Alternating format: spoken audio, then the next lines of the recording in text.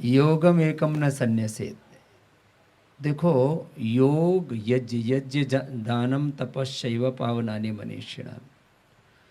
ऐसे तो अलग अलग सृष्टि के तत्व हैं, उनकी बहुत महिमा कही है हमारे शास्त्रों में, लेकिन सारे पुण्यों के अयम यज्ञो विश्वस्य भुवनस्य नाभि, the nucleus soul of this universe, सारे इस ब्रह्मांड के पुण्यों का ये बड़ी बात है।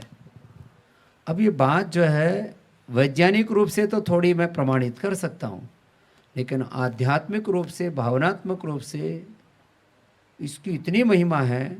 सारे संसार के पुण्यों का जो केंद्र है, जो नाभि है, वो यज्ञ को कहा है। ये इतनी बड़ी बात है। अब इसके पीछे कितने तत्व हैं? हमारे जीवन की यात्रा अनादि है, किसी को तो नहीं पता कब से सृष्टि और कब से जीवन शुरू हुआ। जीवन की और जगत की यात्रा अनादि है और अनंत है, और ये सारी यात्रा का जो संचालक तत्व है, संवाहक तत्व है, वो पुण्य है। और उन सारे जीवन और जगत के सारे जो पुण्य हैं, उनका आधारभूत तत्व ये यज्ञ है। अब कितनी बड़ी बात है। कुछ लोग समझते हैं कि इसमें हमने कुछ हवा डाल दिया, इससे क्या होगा। तो मैं इसके 4-5 पहलू थोड़ा सा कहता हूं। जैसे ये मानवीय सृष्टि हमें दिखती है, और इस सृष्टि के साथ साथ मनुष्य, इतर सूक्ष्म जीव, वो तो हमारे ही शरीर में सूक्ष्म जीव करीब 4 से 5 ट्रिलियन तो हमारे यहाँ गले से लेकर के और पेट तक रहते हैं। 4 से 5 ट्रिलियन सूक्ष्म जीव जो हमारे को जीवन देते हैं। उनको अंग्रेजी में गेट गुड बैक्टीरियाज कहते हैं। अच्छे ऐसे जीव जो हमको जीवन देते हैं। और अंगुली जितनी जगह में टेकते हैं, उतनी जगह में अरबों खरबों सूक्ष्म जीव हैं।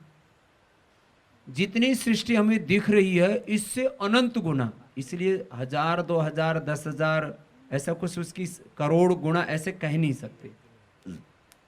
जितनी सृष्टि हमें आंखों से दिख रही है, जिसको पूज्य महाराज जी जो उपनिषदों में कहा कि द्व्यभाव ब्रह्मण रूप मूर्तम च मूर्तम चेत ब्रह्म विदः वदन्ति, कि भगवान का ये सारी सृष्टि जो सगुण साकार रूप है और इसके पीछे जो निर्गुण निराकार रूप है, ऐसे रोज ध्यान में जो पाठ करते हैं, भगवान के विश्वमय और विश्वातीत रूप का हम ध्यान करते हैं, तो ये जो विश्वमय जो सृष्टि है, इसके सारे घटकों का पोषण योग से होता है।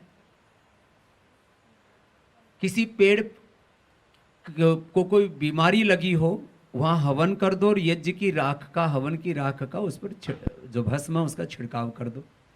खेती में हमने ये प्रयोग किए, जहां जो है यज्ञ होता है जिस खेती के पास, और उसकी जो भस्म है उसमें कुछ और थोड़े तत्व मिला करके छिड़काव कर दिया जाए। कोई ये कीटाणु के जीवाणु नाशक जो अलग अलग प्रकार के जो जहर हम खेतों में डाल रहे हैं, किसी की जरूरत नहीं। ये प्रयोग किया हुआ तत्व बता रहा हूं, शास्त्र का पढ़ा हुआ तो अलग है, प्रयोग किया हुआ तत्व बता रहा हूं। अभी महाराज जी ये तो पेड़ पौधों की चिकित्सा और उसके ऊपर जो होने वाली बीमारी, यज्ञ से ना जो जीवनीय तत्व है वो बढ़ जाता है।